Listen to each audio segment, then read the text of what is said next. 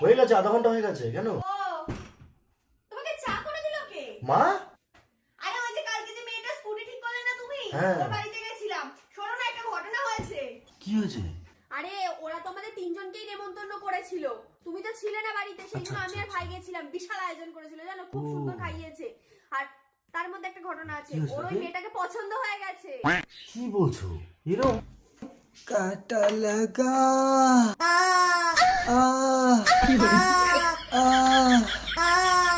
এটা কি জিনিস নিয়ে এসছো?